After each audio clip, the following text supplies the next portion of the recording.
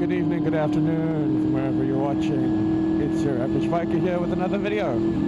So, let's get started. In today's video, I'm going to talk about something a little bit more, I would say, controversial when it comes to bikes.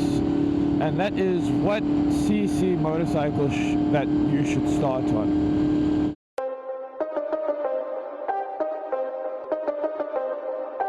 Whipping up the babies, got the pot. May.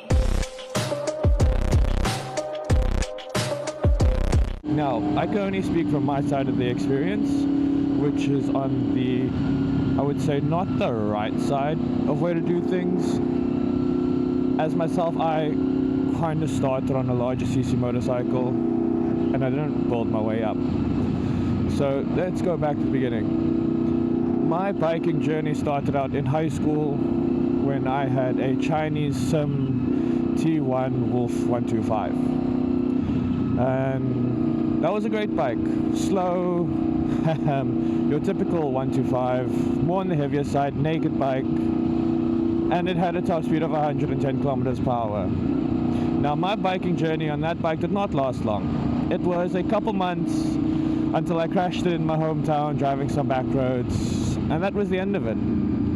For the next 5 years, I had not owned a bike. Now, that didn't take away my passion for biking. It was always something that I wanted to get back into. I just never had the right opportunity or time. Now, fast forward 5 years from high school, I'm working my first job, and I had bought myself a Mark 1 City Golf, which I had driven around for 2-ish years after working that job. And I decided one day, I'm going to sell this car and buy a bike, which I did. And it was all very, very last minute. And I end up buying the first bike I see on Marketplace, being a 2003 Honda CBR 954 Repsol Edition. Now, I loved the Honda Repsol color scheme and look. Not knowing, without doing any prior research into the CBR range or products, I did not know that the 1000cc CBR only started in 2004.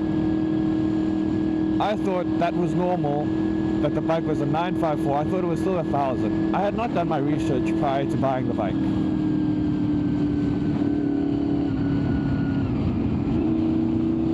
So I ended up buying it anyway, and the entire ride back to work, I was shitting myself. Now, you must think I'm crazy for not riding after 5 years, hopping on what essentially is a 1000cc motorcycle and riding it. And I mean, yes, I was shitting myself, but I also did not exceed 120 kilometers per hour on the 45-minute ride back to work. I know myself, and the reason why I know that I could hop onto that 954 and ride it was self-control. I am not one to show off. I am not one to brag, do wheelies, rolling burnouts, if it's something that I cannot do, especially if I know my own skill level. I am not going to try and exceed my skill level. So I was comfortable starting on it. I thought, riding that bike, I had to teach myself throttle control, learn to lean, and essentially start over from fresh, learning how to ride a motorcycle again.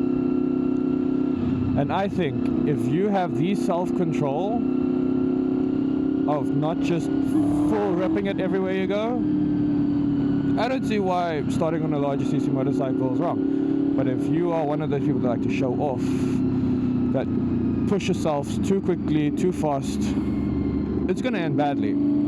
So you must just think. And as for myself, I gained experience very quickly, because the very same day after purchasing that 954, I had driven 220 kilometers around the city of Cape Town that evening already before I got home. Took the bike out after work and I just went around, got comfortable with it, and the kilometers just did not stop climbing there. For the next 4 months, I would put 25,000 kilometers onto that motorcycle. I got very comfortable with it very quickly. Now that does not make me a professional rider of any kind, because all I did was street riding. I taught myself leaning, taught myself how to handle the bike, taught all the different ways to ride.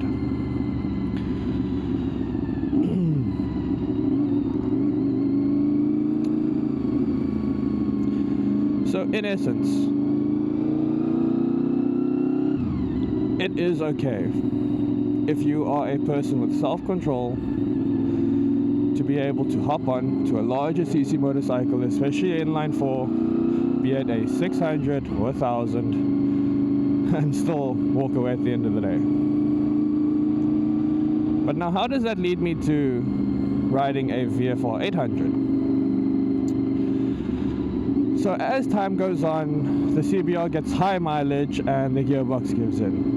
A known issue with the CBR 954s, which I did not know at the time, was the soft and weak gearboxes, especially the dog teeth. And eventually mine gave in, causing the gearbox to die.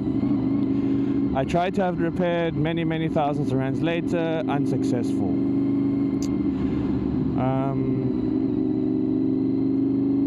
I ended up buying a cheap 250cc Chinese dirt bike to use as a daily driver to get to work. And one breakfast run to Gordon's Bay, one weekend, I blew up the engine on that bike. Sunday afternoon, I'm sitting at my friend's house. I need transport to get to work the next day. Scrolling Marketplace, actually looking for a replacement engine to do in the bike. Unsuccessful, we see this VFR800, mint condition. We reach out, ask to come view, and we get there, take it for a test ride, we buy it. There was my bike, and that's how I ended up with this VFR800fi.